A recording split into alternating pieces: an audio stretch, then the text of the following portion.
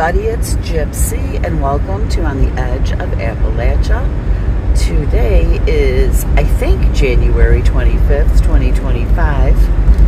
As you can see, we still have a lot of snow. We don't remember last time we've seen a blade of grass around here.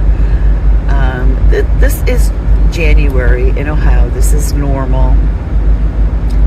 I'm only mentioning that because, you know, this is happening all over the United States, this weather, in places where it's not normal. Here it's normal. So here I'm not suspicious of this type of weather because January, especially the end of January, is our worst time of winter. And this is just something you get used to living here. Which, out of my 60 years, I have lived here 56. So, I'm used to it. This is nothing to worry about or panic about. But for you guys down south, me in Florida, let's see. Oh, I also heard Virginia just had snowstorm number 3, which, you know, that doesn't sound normal to me. Florida, a ton of snow. I mean, places I didn't even think have snow. I believe I heard where I used to live, Vaquita, New Mexico, they got snow. Now, when we got snow when I lived there, it would be usually in the mountains, or maybe a very, very light coating. I think I might have heard they literally got snow, regular snow. Not just a dusting. It's very strange. So anyways, I'm going to do like a weekend review. It's kind of hard at this time of the year for me because the thing I like to talk about the most is gardening. And there's not a whole lot of that going on right now because, well, this white stuff. Anyways, I did start my seedlings. And I'm so excited because the seedlings that I planted at the beginning of the month, which were the ones I saved from last year, they are peppers. Because I'm not good at preventing cross-pollination, it's going to be a surprise as to what I get. I do have them labeled, but they're probably going to come out different. And I did buy pepper seeds.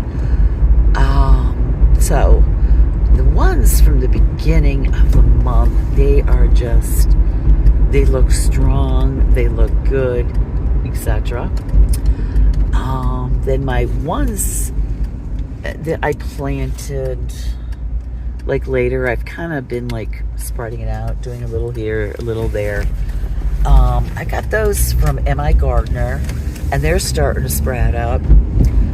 I found, all right, I kind of did like, I filled some of those plastic little cells with organic seedling mix, and then I did some in the Jiffy organic peat pods, you know, those little circle things. They're kind of compacted. You put them in a container, fill it with water until they expand, and then you plant your seeds in there. Well, I'm finding, because some of them I did on the exact same day, both methods. The ones you plant in the Jiffy pods, they sprout much earlier, and they are like way ahead of the ones in the organic seedling mix. Those are coming up and they're looking good, but they are way behind. So I found that interesting. I think that's how I'm going to just start my seedlings from now on, is with those Jiffy pods. And I think they'll be, transplanting is going to be much easier when it's time to do that, transplant or pot up, whatever. So I'm really excited. I did plant some herbs from seed. What did I plant? I did some onions. I planted onions. Because those take 2 years. So they wouldn't be ready this season. They will be ready in 26, I believe. So I'm also going to plant onion sets. Okay, so I'm going to be doing those. I'll get those later in the year. And I'm hoping that wherever I get them can verify that they are long day. Because here, although it's colder, the sun's up longer here. Just something that I had trouble getting used to that when I lived in the Southwest. You know, the sun going down so soon. It's like, wait a minute, what's going on? But you have to get onion sets or even onion seeds depending on where you live. If you live in the north, you want the long day because they definitely need a lot of sun. And if you live in the south, get the short day because they don't need as much. So, and that is something I recently learned. I did not know this about onions, and I found it fascinating. So I do now remember to ask if they are long day or short day, because as I have found, when I go to a nursery, I see they sell plants that just won't survive this climate. So you always have to be careful. Just because, you know, like you go to Lowe's or something like that, or Home Depot, and you go to their garden center, I don't think they're careful that their plants can survive in the region you're in. So you have to check that out, I think, when you're buying plants. Let's see, I did onions. I planted oregano, sage, and thyme. Now these are the seeds, I believe they're called Bentleys, that I purchased from the other vendor at the flea market. And the thyme is already coming up. I'm so excited. It's looking great. And I just planted it at the beginning of this week. It's doing really good. My little giant sequoia, my son and daughter-in-law got for me in California. I guess they went to the National Park Nature Center gift shop, and they were selling these little seedlings. They're so cute, and they're very healthy looking and everything. And so I potted it up in a pot, and I will be putting it outside in the spring when the weather improves, and then in the fall I'm going to plant it in its place in the ground. But it is looking so good. I mean, it was healthy when I got it, but you know, it was stuck in this tube. That's how they packaged it. So the branches didn't, like, they were like stuck up against the stem, or what will be the trunk. So after a few days of it being in this pot, the branches came down. You know, it's kind of like fold up Christmas trees, kind of like that is what I mean. And it looks like it's gotten taller. It's looking greener. It's really doing great. So I put it in about a 2-gallon pot, and I put it under my grow light in the house, and it's just loving it. So it's doing really good. I'm really excited about that. Oh, let's see. For those of you who didn't hear, I did a little short on this. My son and daughter-in-law gave me a great surprise this week. That back room that I always do my gardening and stuff in, they turned it into an art studio for me and set it up. So I have like, I have an art light, which I wanted because once the sun goes down, it's too hard to, you know, work in there. Because, you know, I'm doing my art, I need sun. So they got me an art light, lamp, whatever you want to call it. And they got me this one, it's a recording light that has different settings, like different colored lights at different strengths and stuff. And then it also has a stand for my phone to record attached to it. Really cool. And they got me all kinds of stuff. I mean, the room doesn't even look the same. So I have this really, really nice art / recording studio. It's wonderful. They kicked me out of the room that night. I think I may have been cooking dinner or cleaning the kitchen, so I was busy. But, you know, I hear my son like pounding stuff, like he's building something. My daughter-in-law is bustling around. Finally, they tell me to come in. Oh my God, I couldn't believe the place. I almost started crying. I was just so happy. So I have an art studio now. thanks to my son and daughter-in-law.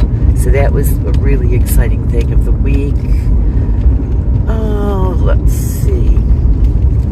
I don't know, you know, it's so hard in winter. It's just like, it always seems like there's less going on. So I don't like my videos. I just like, I don't know. I like them better when it gets to when I'm planting outside. Let's see, what else? On the spiritual front, yeah, I see spirits walking around or doing whatever, and I hear them. Nothing in particular, nothing exciting this week. It just still happens. I, you know, go about my business. Let's see. I fell the other day.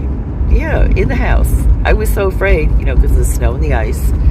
But, you know, falling is a huge fear of mine since I fell 2 years ago and had to have that major surgery on my leg. Now I have a bionic leg. So, it hurt really bad. And I was afraid maybe I did a small fracture or broke my hardware.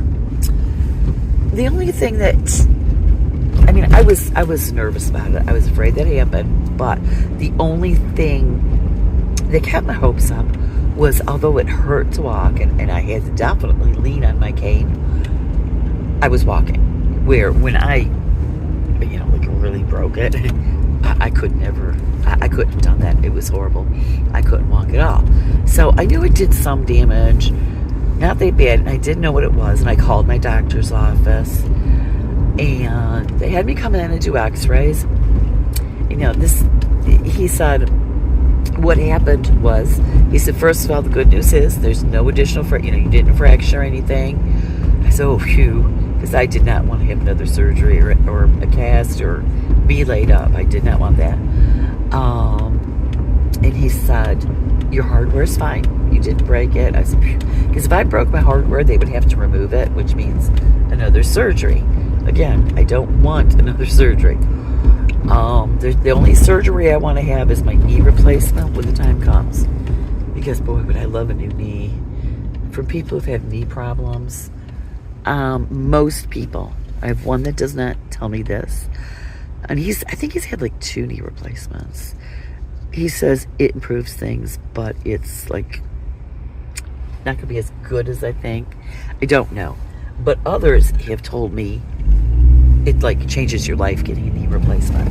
So I don't know. But anyways, I don't really want to have another surgery until that. So he said what I did do, I think he said it's called an MCL. It's the ligament that goes from the knee to your inner thigh. And I damaged that, and I fell. And he says, you know, nothing really in particular to do. He goes, it's going to take a while to heal. And he said, I can prescribe you naproxen if you want. He goes, that'll help with the pain and the swelling. Because my left leg is always bigger than my right since my surgery. It'll be 2 years and coming up here next week. And, you know, still that leg's bigger. But after I fell the other day, it blew up like a balloon. And so I got the naproxen. I couldn't believe it. It's like I'm not usually into medications. You know, I like to go natural. But this stuff, man, it's like a miracle worker. The pain, it was like gone, and the swelling did come down after 1 dose. So, you know, it was a good thing I took him up on that. He did, you know, I had my cortisone injection in September. And I told him I wasn't all that impressed with it. You know, it might have helped slightly, and also it doesn't last very long. I was told it should last at least 3 months. It didn't. So he gave me another one just to hold me through. And he says, I'm going to get approval from your insurance company to get the gel injections. He said that will put a cushion in your knee joint. I said, well, that sounds good to me. So he's doing that. He said it should take about 6 weeks, which will be nice.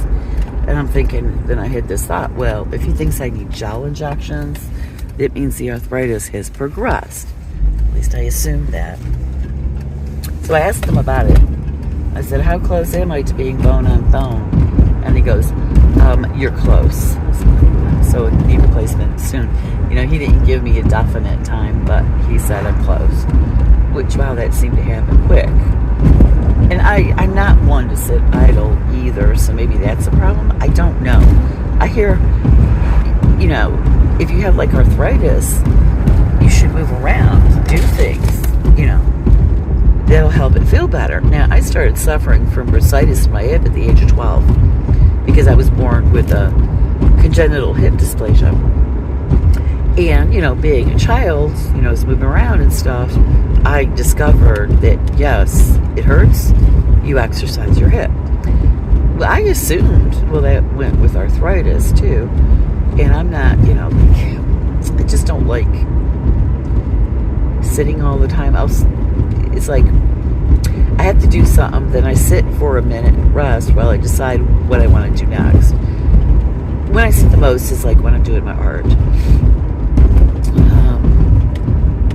And then somebody else told me, no, it's going to make it worse. But I don't know. It doesn't make sense to me. Or maybe it was the water on the knee. I don't know. Anyways, that's how my week went. Can't say it was a bad week. The fall was scary because I'm always afraid of falling.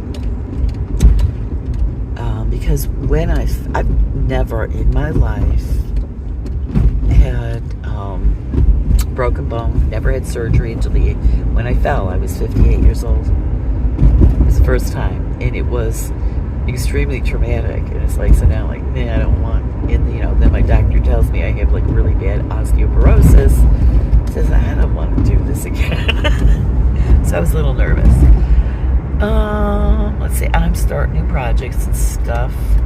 I'm getting the itch to do another painting. I don't know that I showed you guys my last. I showed you when I was in progress. I'm bringing it to my booth right now, so maybe I'll take a picture of it.